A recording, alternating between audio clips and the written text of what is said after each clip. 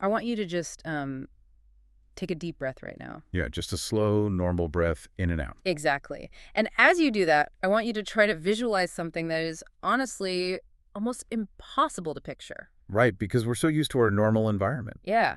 Imagine if every single microscopic particle of dust, every, invisible speck of a pollutant, every stray pathogen, and every tiny fragment of microplastic you just inhaled was suddenly, Just completely and permanently eliminated from your life. yes, not merely like reduced by a HEPA filter in the corner of the room, but entirely eradicated from your environment. We really struggle to even conceptualize that level of purity, because we are biologically accustomed to breathing in this soup of invisible debris every second of every day. A soup is the perfect way to describe it. Right. I mean, we rarely pause to think about the atmospheric texture of our living rooms, unless, like, a truck blows exhaust through an open window. Or when the seasonal pollen count gets so bad, it literally forces us to notice. Exactly. Our baseline is just fundamentally contaminated. And that invisible contaminated soup brings us directly to today's deep dive into a very specific and honestly incredibly ambitious stack of sources. Yeah, this one is a wild ride. It really is. So on one side of the desk, we are looking at this highly technical patent document from the year 2025. It's U.S. patent number US 8268058B2. Filed by an inventor named Fuchi Wu. Right. And the paperwork details this aggressive engineering behind a device called the Air 80 Maze Purifier. Which is a cool name. It is. But paired with this mechanical patent is a second document, which is, it's basically a fascinating and borderline manifesto-style projection titled simply Section 2. Yeah, Section 2 is where things get really intense. It takes the mechanical blueprints of the patent and basically applies them to human history. It's not just a business plan, right? No, not at all. It's not about how a machine might sell. It is this meticulous 10-year projection detailing how this specific localized air purification technology will completely restructure human society from the ground up. Which is a massive claim. And our mission today is to bridge that massive gap. Right. We're going to explore how a mechanical device, designed simply to clean the air inside a closed room, claims it will trigger nothing less than a global civilization reset. A literal reset of how we live. Exactly. But to understand how a household appliance leads to a completely new world order, we first have to understand the incredibly bold claims being made about what this machine actually does to the physical air you're sitting in right now. And the underlying philosophy driving the engineering is striking, honestly. The patent text explicitly states that its ultimate goal is to free humanity from acting as, quote, human air purifiers. Okay, let's unpack this. Calling us human air purifiers is such a visceral, almost, disturbing way to frame our biology. It paints quite a picture, doesn't it? It really does, but it makes perfect sense. I mean, whether we realize it or not, our lungs are the primary biological filters for the spaces we inhabit. Yeah, we are basically walking around acting as living, breathing Roombas. Yes. Just scrubbing the ambient air of a room using our own delicate respiratory systems. And the 80 machine is designed to lift that physical burden entirely. And the name itself gives us the first major clue about how it does that. Right. According to the patent, 80 stands for the eradication of 8 specific hazards. It promises air that is totally free of dust, germs, toxins, smoke, odor, heavy metals, microplastics, and aerosols. 8 zeros. 8 zeros. It's a huge promise. It is. And attaining 8 zeros requires a profound departure from traditional filtration.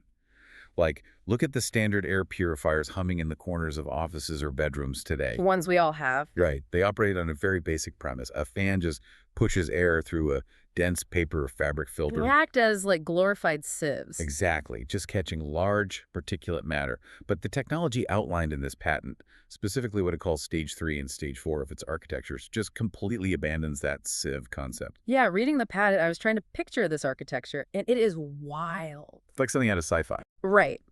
The machine features a core component called a tox box, which relies on something the source calls the labyrinth effect. Labyrinth effect. Yeah. So instead of a piece of fabric, I want you to imagine a microscopic deconstruction zone.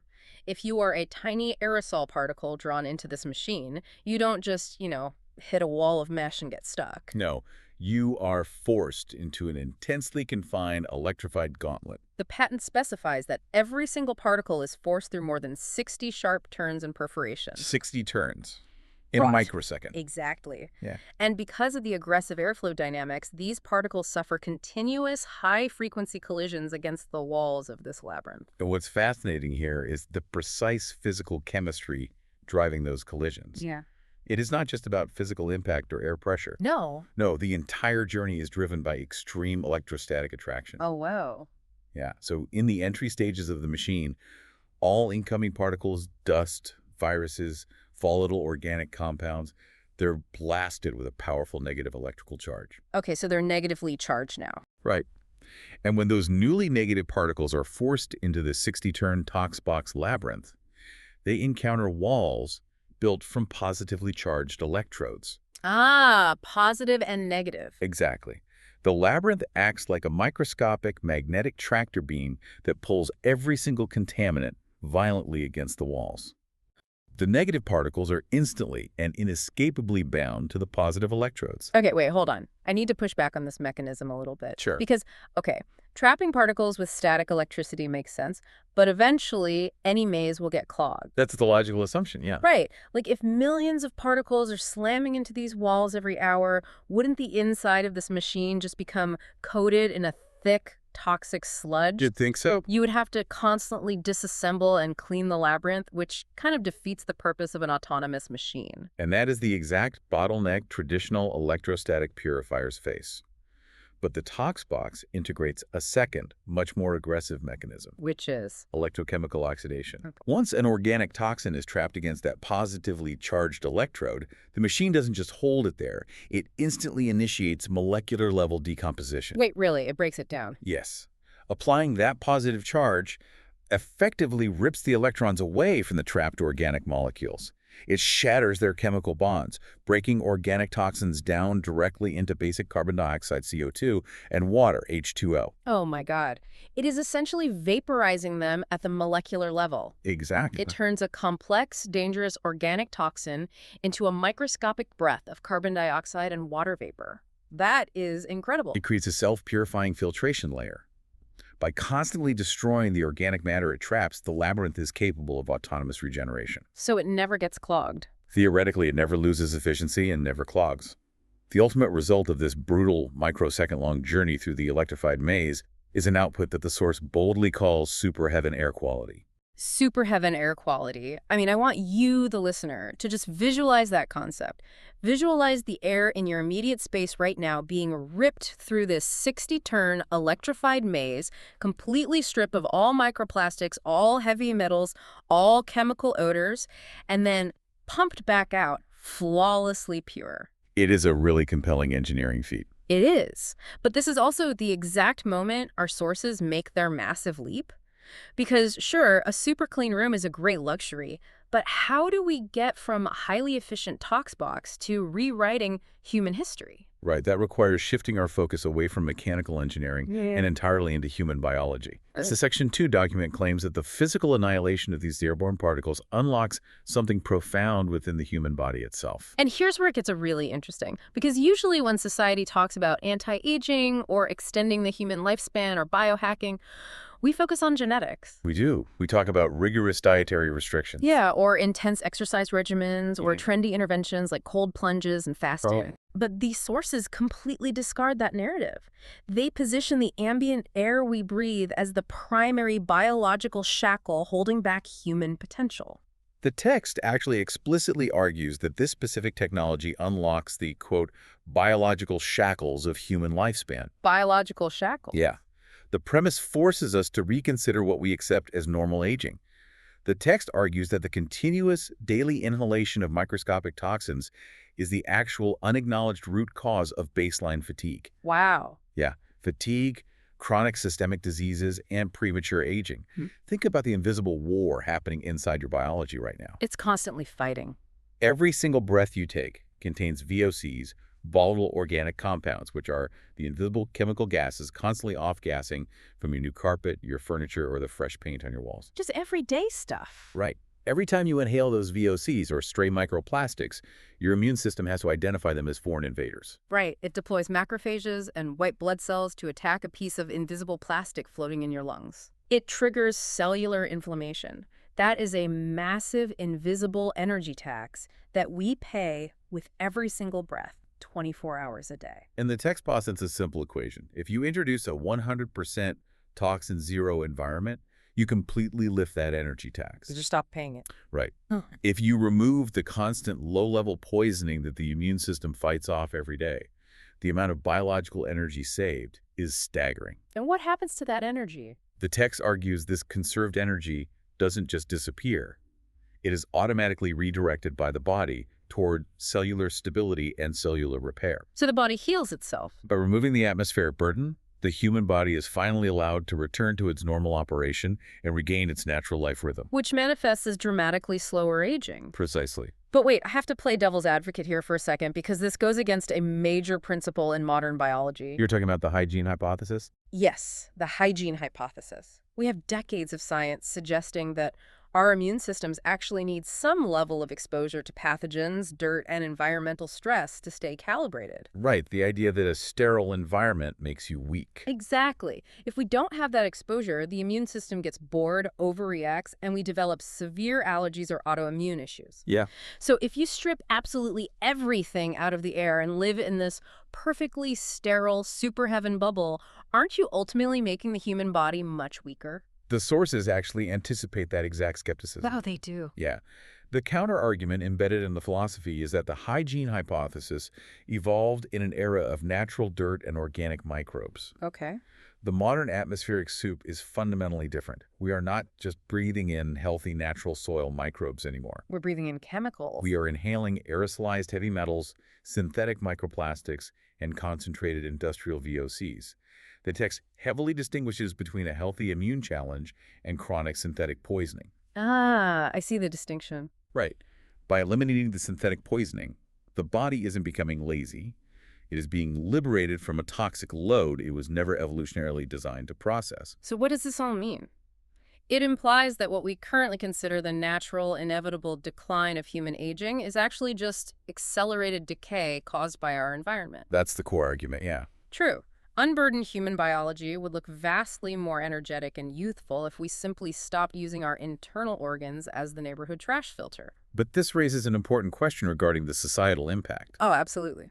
If we accept the premise that super heaven air fundamentally alters the biological trajectory of the human body, creating increased energy and delayed aging, we immediately run into a severe sociological crisis. Because what happens to a society when only a select few people possess this biological advantage? Exactly. The Section 2 document leans heavily into this, outlining a 10-year projection that introduces a concept called air stratification. Air stratification. Yeah.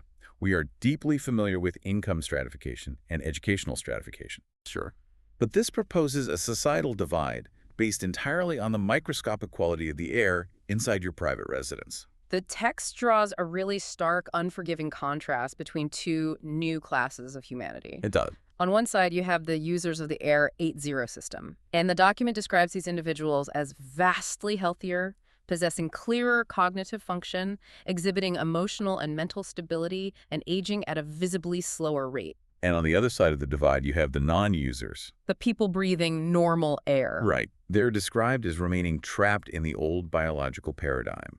They are continually burdened by chronic, unexplained illnesses. That ambient fatigue. Yeah, they suffer from ambient baseline fatigue, and they experience what the text views as premature, accelerated aging. I want to make this tangible for you, the listener. Just imagine going to a high-stakes job interview in the year 2035. Okay. You have the exact same degree, the exact same resume, and the exact same experience as the other candidate. A completely level playing field on paper. Exactly. But the hiring manager knows that you live in a standard, unfiltered apartment, while your competitor lives in an 8.0 environment. Wow. The employer is looking at one candidate whose brain is developing without the inflammatory friction of microplastics, and another candidate who is quite literally depreciating biologically at a faster rate due to ambient fatigue. Who gets the job? It creates a brutal, compounding cycle of inequality. It really does. Historically, human status symbols have always been external and material, right? Wanting vast tracts of land, hoarding gold, driving luxury cars, or living in an exclusive zip code. Yeah. Section 2 suggests a shift in status that is far more intimate and consequential than anything we have ever seen. Right, the new Ultimate Flex won't be the sports car parked in the driveway or the designer logo on your jacket. Not at all. The absolute standard of societal judgment, according to this projection, boils down to a single, simple metric. Do you have Air 80 at home or not? People won't merely be purchasing a premium household appliance. They will be purchasing a fundamental, tangible biological advantage over their neighbors. And the text makes it clear that this stratification will not remain confined to petty neighborhood rivalries or corporate hiring practices. Oh, well, it goes way beyond that. The source argues this exact dynamic will rapidly scale up to reshape the entire global world order. They use a formula in the text that is incredibly simple, but carries massive geopolitical weight. It says, health gap equals national power gap. Health gap equals national power gap. Yeah. And if we connect this to the bigger picture, the international implications are staggering. The text projects a near future where adopting countries that integrate this 8.0 standard into their infrastructure on a macro level will experience an unprecedented surge in national power. Because their citizens are just biologically superior. They will cultivate populations with massive leaps in productivity, drastically extended lifespans, and skyrocketing rates of innovation. There is a very specific phrase the text uses to describe the military advantage of adopting nations. They call them stable soldiers. Stable soldiers, yes. Yeah. And the mechanism behind a stable soldier is rooted entirely in that lifted biological energy tax we talked about earlier. Right. If your military force isn't constantly fighting off systemic cellular inflammation from aerosolized heavy metals. Or suffering from the low-level cognitive fog induced by modern pollutants. Exactly. Their physiological baseline changes entirely. Their resting cortisol levels drop. Their reaction times increase. You are literally deploying calmer, more focused, and more physically resilient humans. It is an undeniable strategic advantage. Completely. And while the adopting nations are fielding these cognitively clear populations, the text predicts the non-adopting nations will simply lag behind. They won't be able to keep up. They will remain locked in a state of normalized illness, normalized aging, and stagnant economic productivity. They won't just fall behind in the global economy, they will fall behind on the evolutionary ladder. This reveals the sheer monumental scale of the claim. We are no longer discussing a successful consumer product launch or a clever market disruption. Yo. The source explicitly calls this the rewriting of civilization rules by global governments. When the physical health and cognitive clarity of your citizens directly dictate your nation's economic output and military stability. Pure air violently shifts from being a luxury amenity to a matter of urgent national security. Exactly. The text actually goes so far as to claim that adopting this pure air standard will eventually be deemed more important than traditional medical care and even more fundamental than public education. It becomes a basic human right. Yeah. And the logic holds up when you examine the mechanisms. What good is a world-class educational system if the developing brains of the students are hindered by heavy metal aerosols and constant immune responses? Right. Or what good is spending trillions of dollars on an advanced hospital infrastructure if those hospitals are merely treating the downstream symptoms of constant low-level environmental poisoning? They're just putting a Band-Aid on the real issue. Exactly. Governments would inevitably be forced to step in and mandate this technology. It ceases to be a choice you make at a hardware store. It has to be mandated.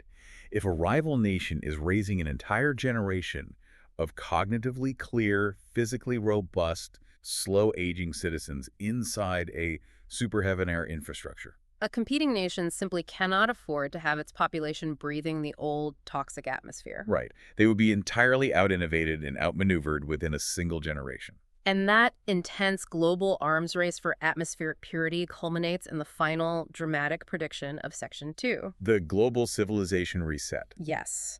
The document foresees a domino effect driving complete revolutions in how we sleep, how we educate, how we practice medicine, and ultimately how national power is distributed across the globe. Humanity stops endlessly managing the damage of a hostile environment and simply eliminates the damage at its source. Permanently resetting the baseline of what it means to be human. It's wild. It has been an incredibly dense, fascinating journey unpacking these two documents today.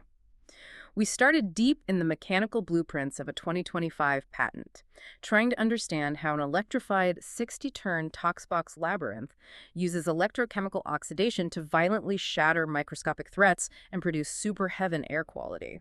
We then traced how that physical engineering logically extends into a massive biological claim, The promise of removing our biological shackles by saving the immense amount of energy our immune systems currently waste, fighting invisible, daily battles against VOCs and microplastics. Which finally spiraled into a 10-year geopolitical projection of a completely new world order, Right, a society brutally fractured by air stratification. driving a global civilization reset where the purity of the air dictates the rise and fall of global superpowers. It really forces you to fundamentally change how you view empty space. It does. I want you listening right now to take one more look around your current environment. Look at the seemingly empty space between you and the wall. It's not as empty as it looks. Consider how much vital mental and physical energy your own body might be spending right this very second, just processing, filtering, and fighting the invisible world floating around you. We are always interacting with our environment in highly aggressive ways, even when we believe we are completely at rest.